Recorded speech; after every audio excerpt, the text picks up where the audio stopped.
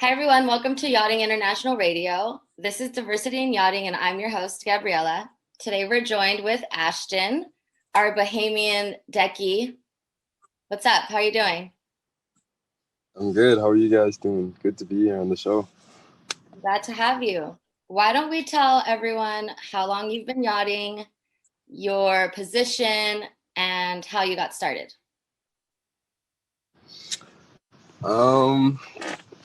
Basically, I've been yachting now for about, I'd say, 4 years. I got started through my father. He's a captain, and I have a few uncles as well who are captains of a few super yachts. And basically, it's been in the family business, so I just took it on as I came up.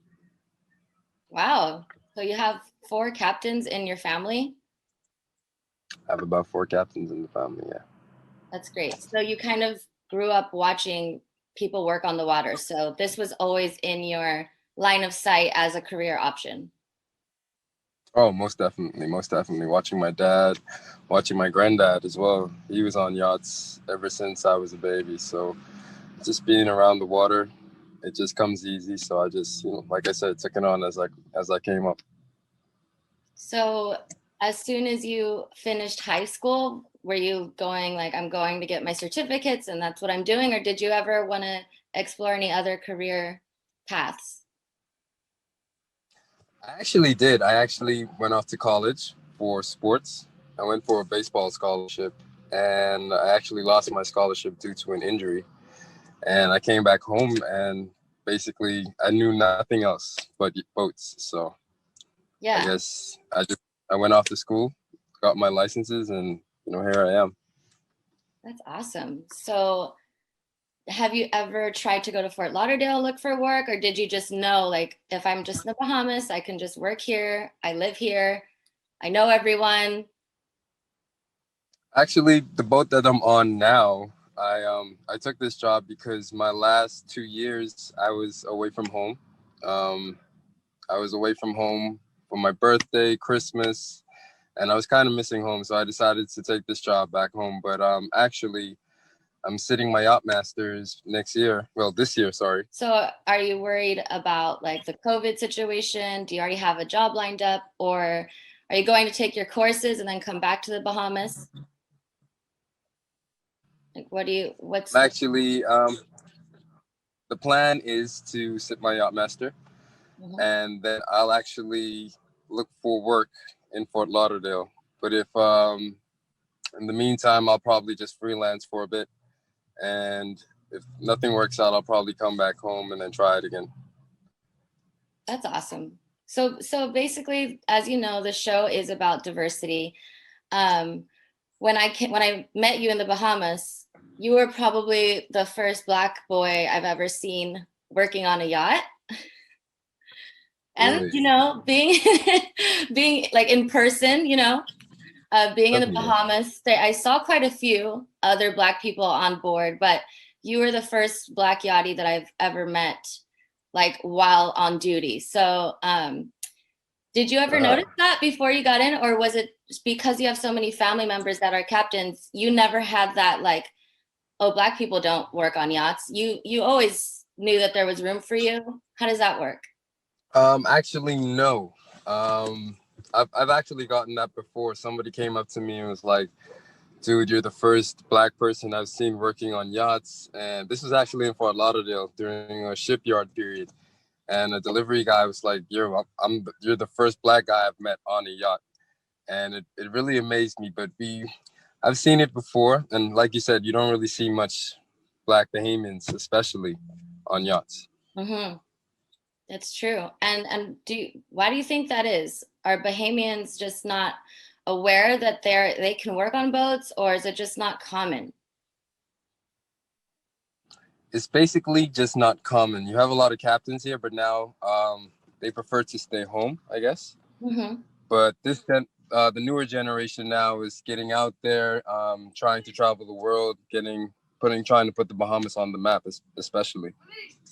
Yeah, I hear that.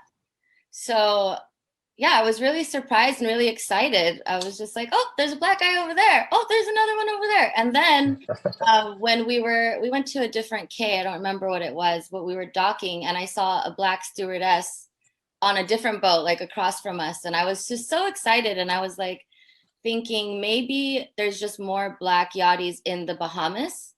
But I had never been, so I had no idea. But yeah, as far as actually seeing black people working on boats, the Bahamas was my first time ever seeing that. So I thought that was really cool. Did you have to get any other like certifications, like diving or like any water sports to maybe become a more desirable candidate, or did you just know your stuff?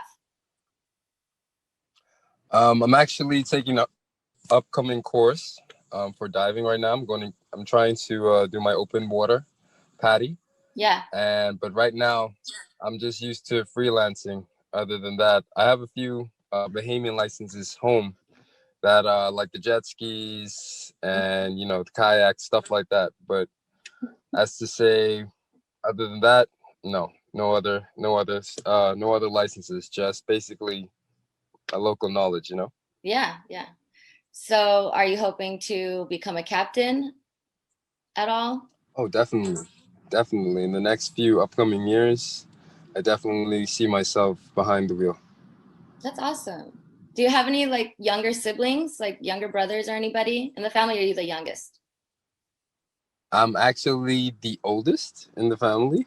I have two younger brothers and a younger sister. One is 9, one is 14, and my sister is 22. Wow. So do you think that they're going to follow your footsteps and get into yachting when they're old enough? Are you encouraging that in your family? I definitely am, but my youngest brother, he's looking to take it on.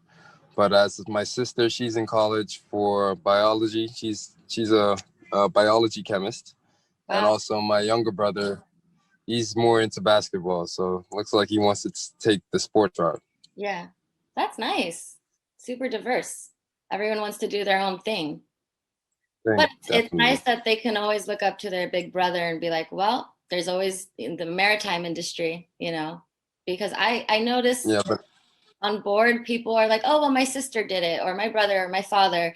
And, for those of us that don't have family members that already do it, it's kind of weird to try to like navigate your way into the business, so it's nice having someone Mhm. there that can be like, all right, these are the steps you need to take. So Oh, were your family members guiding you like when you started showing interest in joining? oh, definitely, especially my dad. You know, I, he was kind of happy I chose the maritime industry as well. So, after I made the decision that hey, this is what I wanted to do, he was all for it. He actually helped me get my first licenses, and he helped me get started, helped me get my name out there, and they were all for it, especially. That's so cool, dude. That's awesome that you had that, yeah, that path kind of paved for you. So you notice that there's not a lot of Black people in yachting. What would you tell, other Black people from around the world, like why they should join and not let discrimination or racism deter them? Because it's obviously possible, right? Oh yes, yes. I've actually come across the racism in the industry, but I didn't let it stop me. Um, my advice to other Black people out there, especially or Bahamians who want to get in yachting, go for it. Try to travel the world. Try to get your licenses. Try to get qualified, and go as far as you can. Don't let anything stop you. You're gonna have bumps along the road, but it's only gonna make you stronger. Definitely. Yeah. Have you ever walked onto a new boat and felt any weird tension or vibes and not sure why? Or like when you say you've experienced a little racism, like can you elaborate on that? Yeah. Previous boat that I was on, I was surrounded by a Spanish crew. Mm, Um, and it was always weird, when I'd come in the room, they would speak in their language, and certain things the captain would tell me to do. You know, it was just, I guess the best way of putting it was completely off the wall, you know? Yeah. And eventually we had an incident on board where the mate told me, you know, that the captain didn't like me or didn't like people of my color, and he didn't want me on board. Oh, wow. He just came out and said it? Yeah, him and the captain had a argument, and he Oh. basically he resigned from the boat, and he sent me an email telling me everything that the captain had said and how he felt towards me and everything like that. And yeah, after the captain got let go and he was no longer on board. Who got let go? The captain or the mate? No, the captain. The captain got let go. And you got to stay? Yes, I definitely got to stay. Me and the boss were very good.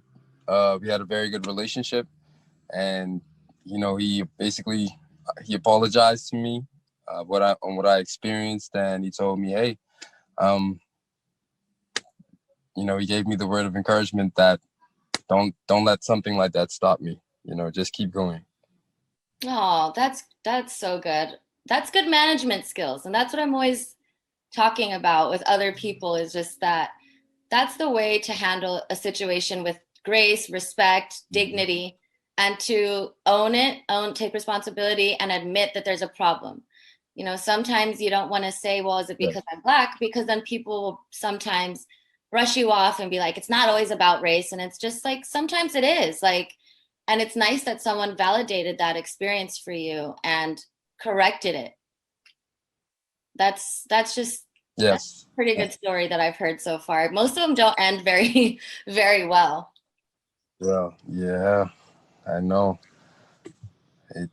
It's crazy, man. It's crazy what goes on in the industry, um, especially with people of color. And you know, hopefully we can nip it down a little bit, and I hope other people don't experience it, but you know, it happens.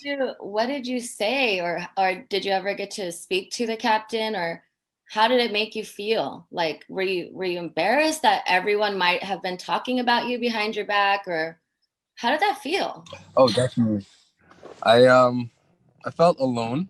For one, I felt disrespect. But for the most part, you know, I felt as if, what what if I maybe don't belong here? You know, like he said, or maybe you know, it's true that people of color don't belong on boats, but I got reassurance. You know, I got up the next day, smiled, and kept on going, and I've been in a better position ever since.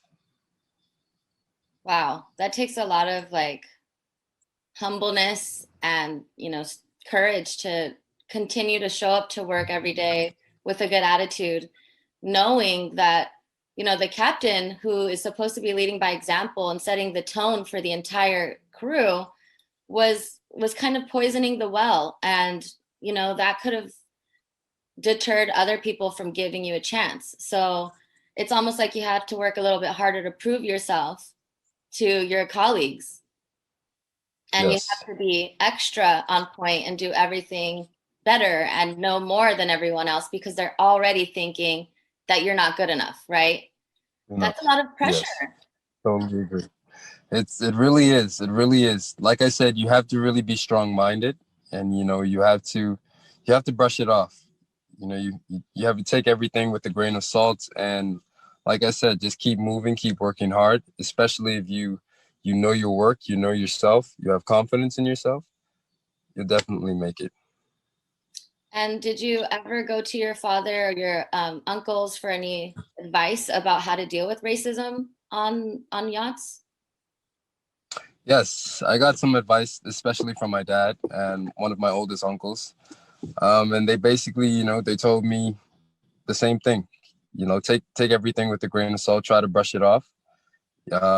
Business is business, Yeah. but you know, try to stay out of the way. Just keep working hard.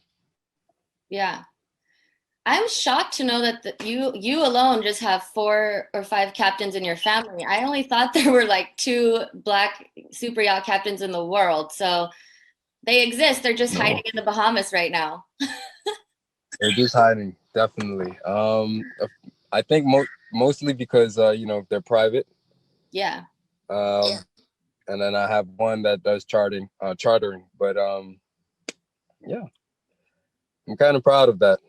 You That should you be. know, That's an amazing accomplishment, yeah, you know? And I would just die if I walked on board a boat and saw a black man in a uniform or a woman. I would just like it would blow my mind, and I would feel so proud and just happy to see another black face, especially in a high position, you know? yes, yes.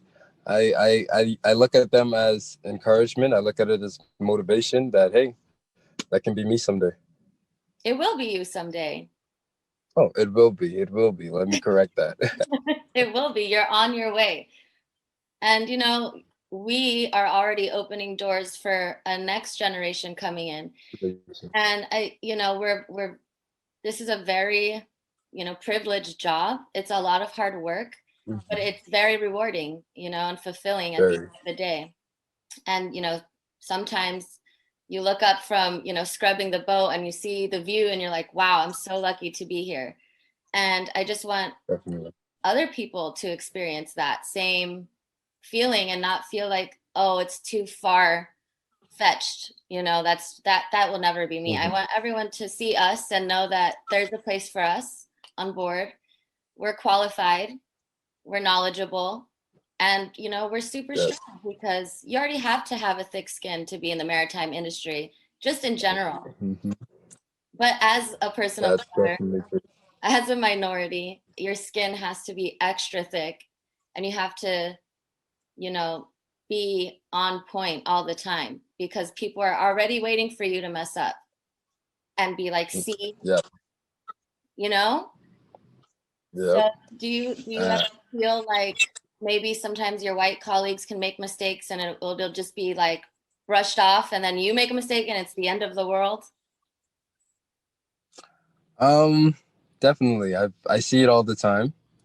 But you know, I try not to. I try to mind my business sometimes, but you know, sometimes you can't really look at it that way. I try to lend a helping hand whenever they fall, and you know, it's a teamwork effort. You have to remember that all the time, especially when you're working with the crew. And if that crew has the mindset, um, you know, especially with people of color, it'll work any day. But sometimes, you know, all boats aren't like that.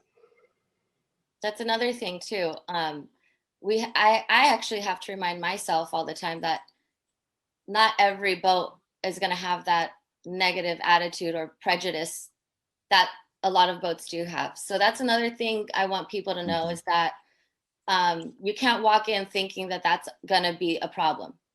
You know, I wouldn't jump Yes. to conclusions about, oh, it's because I'm black or because they're prejudiced, unless there was enough evidence proving that, you can't just walk onto a boat and just think, oh, it's all white people and they're not going to like me, because then you're setting yourself up for failure.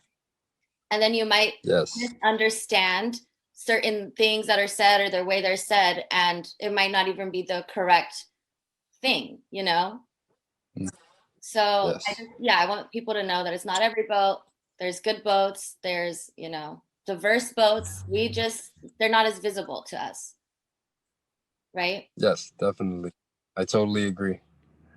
Yeah. Um, you know, I I myself have, you know, taken something the wrong way, whether it was a message between me and the captain and, you know, it went south or but I you know, after a while you learn from it. You try to have a good mindset that hey, maybe he wasn't coming at me that way the way you think it was. Mm-hmm. Well, that's what I Because love about yachting. You get to reflect and you get to grow, and it's not all about you, right? Like that's one thing you always have to remember, which is hard sometimes. It's like, oh, right, there's it like is. 7 other people here that I have to think about. Like it's not all about me. Yeah, I you have to keep the mindset. You have to have a like I said, strong minded and trust me, take everything with a grain of salt. You have to. Right. Yeah. I agree. And that's something that like a lot of us, myself, has to work on, you know?